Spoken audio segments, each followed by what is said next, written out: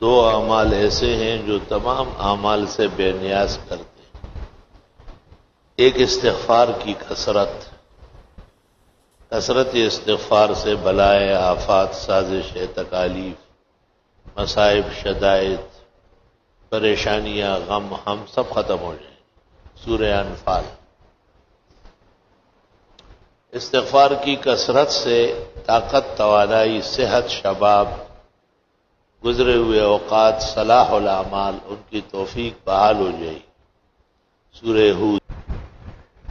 دوسرا عمل جو بہت سارے اعمال سے بے نیاز کرے گا وہ قرآن کریم کی تلاوت ہے، قرآن کریم کے ساتھ مشغول ہونا ہے، قرآن کے معانی تراجم میں متفکر ہونا ہے، قرآن علوم اور فنون میں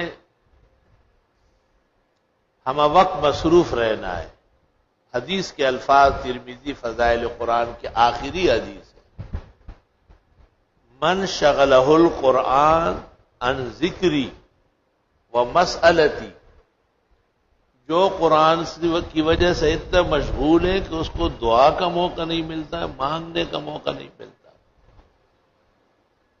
اعطیتہ افضل ما اوتی السائلین، مانگنے والوں کو جو میں دیتا ہوں اس سے بہتر اس قرآن والے کو دوں گا۔ سب سے بڑا نظام جو اللہ کے ہاں پسندیدہ ہے وہ قرآن شریف کا ہے، دور دورہ ہے۔ لوگ پڑھے، بیویاں پڑھے، بڑے پڑھے، نمازوں میں پڑھی جائے، درس دیا جائے، بیان ہو جائے۔ من شغلہ القرآن، اور اس کا مصداق بننا پڑے گا جس کو قرآن نے مشغول کیا ان ذکری اور اذکار سے، وہ مسئلتی اور مجھ سے مانگنے سے، اعطیہ افضل ما اوتی السائلین، مانگنے والوں کو جو میں دیتا ہوں اس قرآن والے کو بڑا چڑھا کر سب سے بہتر دے دوں گا۔ پر دعا مانگی، دعاؤں سے تقدیریں بدلتی، نقشے تبدیل ہو جاتے ہیں۔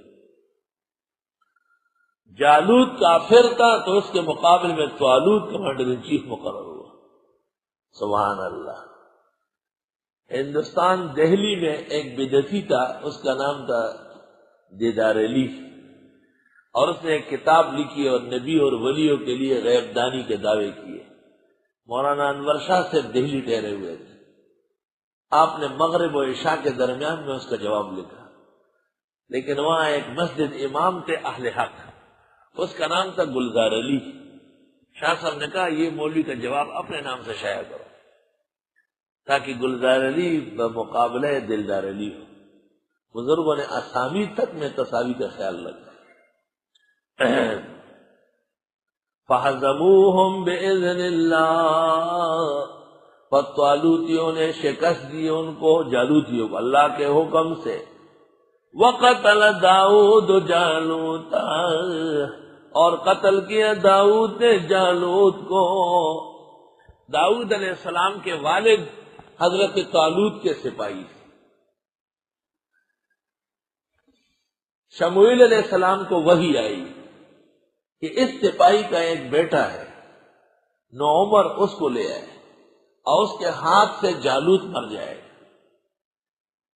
داؤد علیہ السلام بہت خوبصورت و حسین و جمیل تھے، بہت زیادہ۔ مقادیر میں ہے کہ حضرت آدم نے جب ان کا نقشہ دیکھا تو دنگ رہ گئے، پھر پوچھا عمر کتنی ہے تو عمر کم بتائی، تو آدم علیہ السلام نے کہا میرے 100 سال ان کو دے دیں۔ جب حضرت آدم علیہ السلام کے پاس ملک الموت آیا تو پورا ہے وقت، کہا 100 سال باقی ہے، کہا داؤد کو نہیں دیے تھے، بھول گئے۔ نسی آدم و نسیت ذریتہ۔ داؤد علیہ السلام تشریف لے آئے، کہتے ہیں ان کی آنکھیں آ گئی تھی آشوب چشم میں، اور اس کو بتایا گیا کہ وہاں سامنے ہاتھی پر جالوت بیٹھا ہوا ہے۔ حضرت داؤد علیہ السلام نے مچوغنا جانتے ہو نا، اس نے پتھر ڈالا اور ایسے چھوڑا اس کی طرف، اور ہری پگڑی والا بے ایمان یہی لگا شیطان، اور نیچے گر گیا ہاتھی سے، بس جالوتی دوڑنے لگے، تو مر گیا ہمارا اعلی حضرت، ختم ہو گیا۔ یہ اللہ کی حکمتیں ہوتی ہے، بعض افراد کے لیے اللہ نے مقرر کی ہوتی ہے۔